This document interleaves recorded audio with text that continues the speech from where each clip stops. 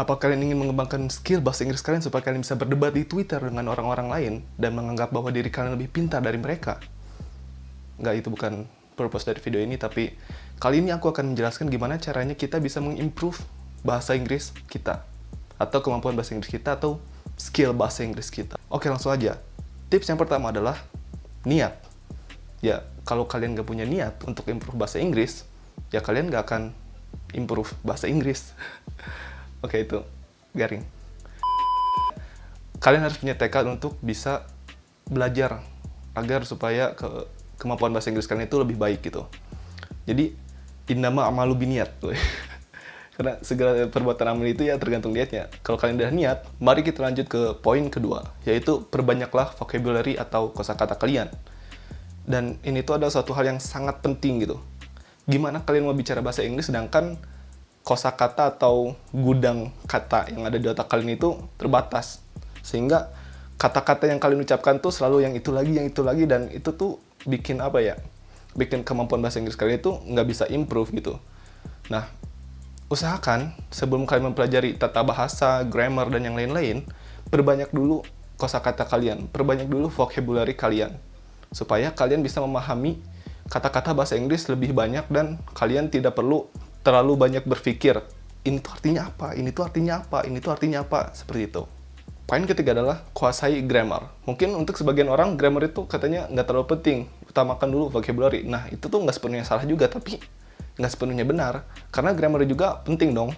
Minimal ya kalian paham tenses, atau kayak simple past, simple present, atau past perfect, present continuous, dan lain-lain. Dan kalian bisa paham mana bentuk verb 1, verb 2, atau verb 3, atau ya mana bentuk past, mana bentuk present, atau mana bentuk past participle. Nah, itu tuh cukup penting supaya kalian bisa berbicara bahasa Inggris dengan baik gitu. Jadi kalian bisa menempati mana kata yang tepat untuk kalimat ini, misal seperti itu. Selanjutnya, setelah menguasai banyak vocabulary dan kalian bisa menguasai grammar, cobalah dengar musik bahasa Inggris. Setelah kalian dengar musik, coba dengar baik-baik dan pahami maknanya gitu. Kalau kalian nggak paham maknanya, ya mungkin kalian bisa buka di web atau buka di internet gitu, makna dari lagu yang kalian dengar. Dan usahakan jangan situs yang bahasa Indonesia juga dong. Situs yang membahas lagu tersebut dengan bahasa Inggris. Atau kalau aku sih seringnya lihat di Genius ya. Nah, Genius ini kan suka ada interview dengan penyanyi-penyanyinya, apa yang mereka maksud dalam lagu mereka. Dan itu tuh cukup lah untuk bisa mengimprove bahasa Inggris. Karena selain kita mendengar lagunya, kita juga bisa memahami interview mereka gitu. Selanjutnya adalah coba sering-sering baca teks bahasa Inggris, entah itu artikel, atau buku, atau berita, seperti itu. Usahakan jika kalian ingin mencari sesuatu di internet, atau mungkin kalian mencari cara untuk membenarkan sesuatu, untuk membuat sesuatu, how to make something, how to fix something, gunakanlah keyword yang berbahasa Inggris. Misal, how to fix broken phone gitu. Atau how to fix this goddamn door. You'll get your rent when you fix this damn door! Itu tuh pasti akan mengimprove bahasa Inggris kalian dengan baik. Soalnya, kalau kalian menemukan kosakata yang asing dalam artikel atau berita tersebut, jangan bingung. Translate aja, nggak apa-apa. Misal kalian menemukan satu kata yang ini tuh apa artinya, langsung translate. Dan setelah kalian paham artinya, baru kalian bisa memahami kalimat yang kalian baca gitu. Selanjutnya, poin keberapa ya? Oke, poin kelima. Poin kelima adalah main game. Ya mungkin ini terdengar konyol gitu. Tapi menurut aku ya nggak konyol, dan mungkin untuk sebagian orang juga nggak konyol. Soalnya untuk diri aku pribadi, dari dulu aku suka sekali main game gitu. Apalagi ya game-game yang jelas berbahasa Inggris. Game kan kebanyakan berbahasa Inggris gitu. Nah, ini tuh sangat bikin penguasaan bahasa Inggris aku tuh lebih baik gitu. Soalnya dulu pas aku kecil, ya sedikit curhat, sedikit cerita. Aku tuh pas SD kayak satu-satunya orang yang apa ya, setiap pelajaran bahasa Inggris itu selalu dapat nilai yang bagus gitu. Soalnya ya karena aku tuh paham makna dari pelajaran-pelajaran pas SD. Lagian pas SD itu pelajarannya simpel, kayak cuma arti-arti doang kayak gitu sih. Aku juga nggak inget. Pokoknya sampai-sampai guru aku tuh pernah nanya, Farid, kamu pernah kursus di mana? Padahal aku nggak pernah kursus sama sekali bahasa Inggris gitu pas waktu aku masih kecil gitu. Dan ya yang apa ya, yang emang mempengaruhi, yang benar-benar berkontribusi terhadap skill bahasa Inggris aku waktu itu tuh ya karena aku suka main game gitu. Dan usahakan gamenya jangan yang online, jangan yang fokus ke grinding, jangan fokus yang ke push rank kayak gitu. Coba main game yang story driven atau ya game yang punya alur cerita gitu. Karena di situ kita dituntut untuk bisa memahami alur cerita pada game tersebut. Jadi mau nggak mau ya kita harus bisa paham dong apa dialog-dialog yang ada di game tersebut. Nah, kalau dulu tuh aku suka banget game Final Fantasy. Terus apa ya? Nah, ya kemarin yang baru aku tamatin tuh yang sekitar 6 bulan lalu yang aku lagi suka banget tuh Life is Strange. Nah, itu tuh gamenya bagus banget menurutku dan itu bisa menambah wawasan kita dan menambah vocabulary kita tentang bahasa Inggris karena ya aku dari situ menemukan banyak kosakata baru atau idiom-idiom baru yang bisa aku kuasai dan bisa aku pahami. Selanjutnya, ketika kalian nonton film atau series, lupain subtitle bahasa Indonesia. Udah lupain aja, jangan pakai subtitle bahasa Indonesia. Pakailah subtitle bahasa Inggris. Atau kalau kalian punya skill listening yang udah bagus, nggak usah pakai subtitle. Udah, dengerin aja lalu pahami film itu. Dan kalau filmnya berbahasa asing, misal mungkin anime yang berbahasa Jepang, ya pakailah subtitle bahasa Inggris. Lalu setelah kalian nonton film atau series atau ya anime kan bahasa Jepang, jadi agak kesampingin dulu lah. Setelah kalian nonton film atau series, coba praktekkan dialognya atau mungkin lakukan impression gitu.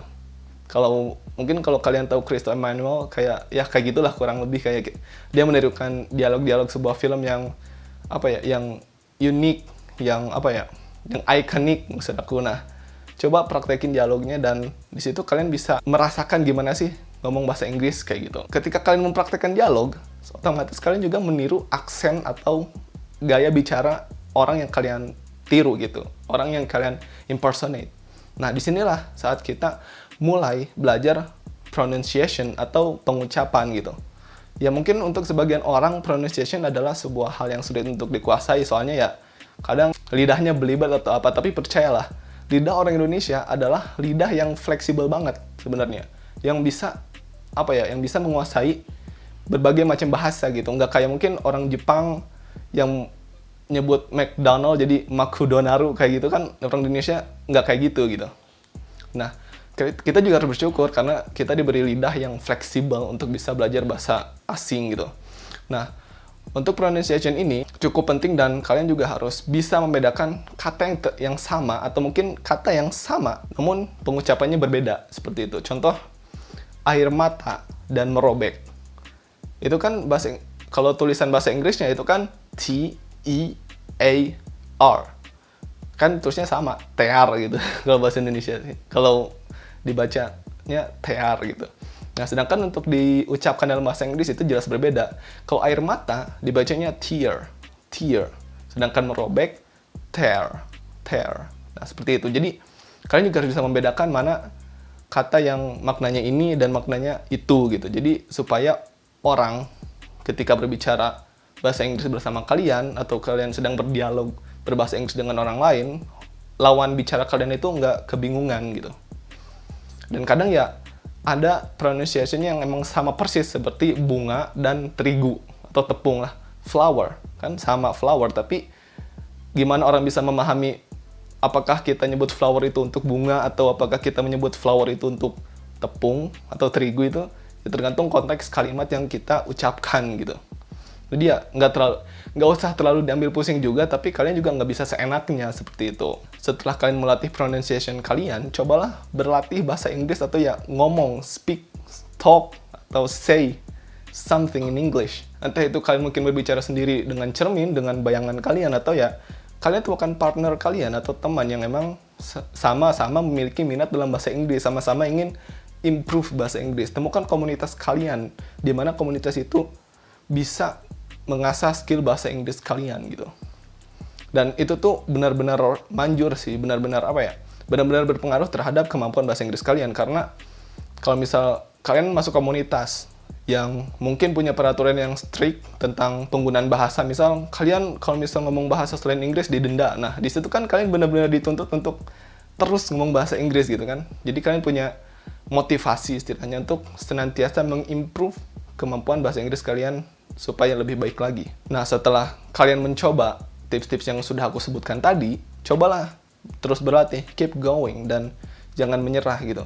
Karena ya bahasa Inggris ini tuh ya bahasa internasional dan benar-benar akan terpakai ketika kalian mungkin masuk dunia kerja atau mungkin bertemu pen pal kalian, pen pal, I don't know, pen pal or pen pal, whatever, atau mungkin ya teman dari luar negeri kalian punya kenalan gitu. Nah, ini tuh sangat-sangat punya manfaat sekali gitu, sangat-sangat memberi advantage yang baik sekali buat kalian. Dan ya belajar bahasa itu tuh cukup mengasihkan sih, terutama kalau kalian orang yang apa namanya tuh, kalau yang belajar banyak bahasa tuh polyglot I think, maybe that.